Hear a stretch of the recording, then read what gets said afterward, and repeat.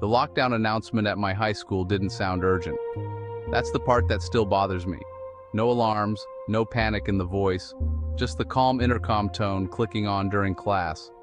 Attention staff and students, please initiate lockdown procedures immediately. At first, nobody in my class reacted, because lockdowns weren't unusual at Redwood Valley High School in Ohio. Most of the time they were drills. Teachers would sigh, lock the door, and we'd all sit around whispering until the bell rang. But the second our teacher, Mr. Daniels, stood up and locked the door, I knew something was wrong. He didn't sigh. He didn't say, "Probably a drill." He just locked the door quietly, then turned off the lights. The room dropped into dim gray shadows from the window blinds. "Everyone moved to the back wall," he said. No explanation, just that. I grabbed my backpack and slid off my chair. My name's Tyler Mason, by the way. This happened when I was a junior. It was last February, 4th period English, cold outside. Snow piled along the parking lot. Inside the classroom, though, it was warm, too warm. 22 students slowly gathered along the back wall. People were whispering. What's going on? Is it a drill? Why are the lights off? My friend Evan Cole sat next to me on the floor. He leaned closer and muttered, "Dude, Daniels looks freaked out." I glanced up. He was standing near the door, listening. Actually listening. Like he expected something. That's when my phone buzzed. Then another buzz. Then another. Everyone's phone started vibrating almost at once.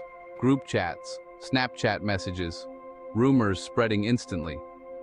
Evan pulled out his phone. His eyebrows slowly raised. "What?" I whispered. He turned the screen toward me.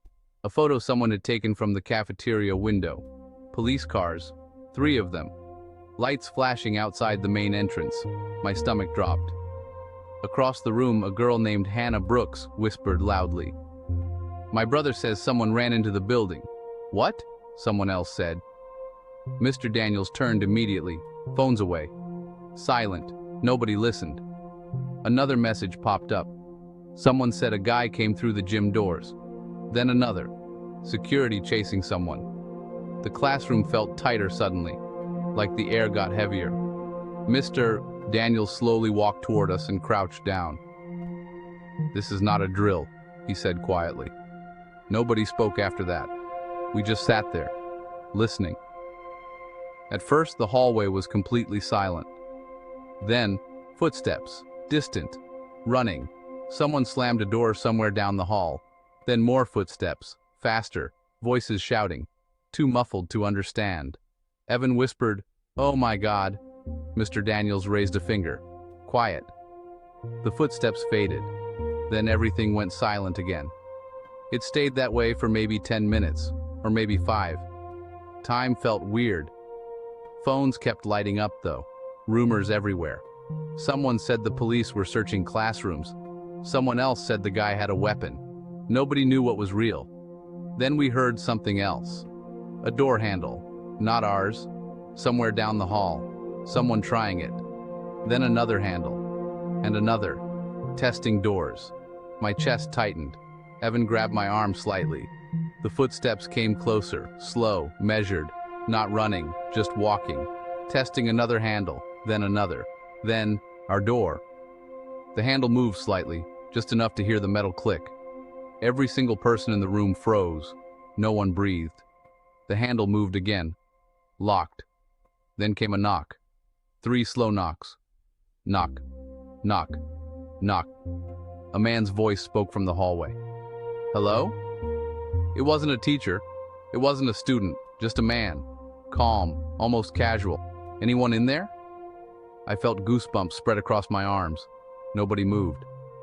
Mr. Daniels slowly shook his head. "Do not answer." The voice spoke again. "Hey, I just need help." Someone near the back sniffled quietly. The man knocked again. Harder this time. "Hello?" My heart was pounding so loud I thought he might hear it. Then the handle rattled again. Locked. After a few seconds, the footsteps continued down the hallway, testing the next door, and the next. The moment the sound faded, the classroom erupted into whispers. What the hell was that? Was that a student? Why would someone say that? Mr. Daniels looked pale. Everyone stay quiet, he said. Then we heard something else. Running footsteps. Fast, a loud shout. Stop, a crash. Then silence again. The tension in the room was unbearable. One girl near the corner was crying quietly. Evan leaned toward me. If he had a gun, why was he knocking? I didn't answer, because that question made everything worse. 20 minutes passed, then 30. Nobody moved. Nobody even shifted position. Our legs were going numb sitting on the floor. Then suddenly, there was a voice outside the door. It was different this time, a female voice. She called out, "Police department, if anyone is inside, please respond." The whole room just froze again. Mr. Daniels didn't move an inch. The voice repeated, even louder, "Police, we're clearing classrooms." Evan whispered, kind of nervous, "Shouldn't we say something?" But Mr. Daniels just shook his head slowly and called out quietly, "Badge under the door." There was only silence after that. Then, we heard footsteps walking away. The second they were gone, everyone started whispering all at once. Someone said, "That wasn't real." Another voice added, "No police would leave like that." Mr. Daniels looked genuinely shaken now. He just said, "Stay quiet," again. Another 10 minutes dragged by. Then, suddenly, we heard sirens, lots of them. Through the blinds, flashing lights reflected across the walls. Finally, the intercom clicked on again.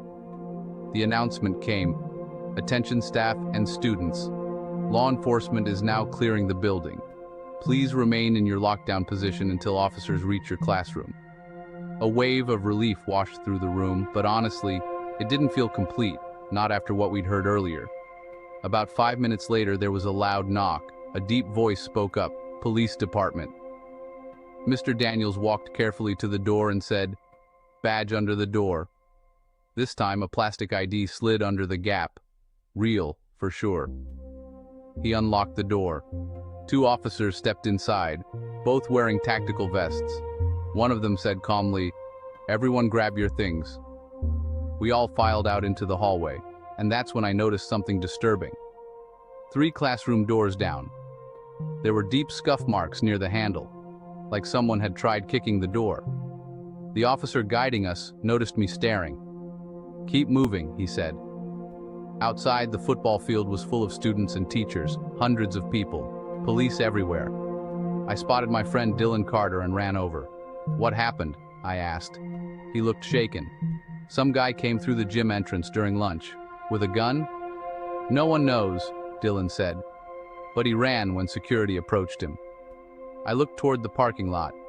Police were standing around a man sitting on the curb in handcuffs. He looked normal, mid-30s maybe. Plain jacket, jeans, just staring at the ground. Later we found out the truth. The man had entered the school pretending to look for a student. When security approached him, he panicked and ran into the classroom wing. That's when the lockdown started. Police searched him. No weapon. But they did find something strange. A folded piece of paper in his pocket. A list of classroom numbers. One of them was ours.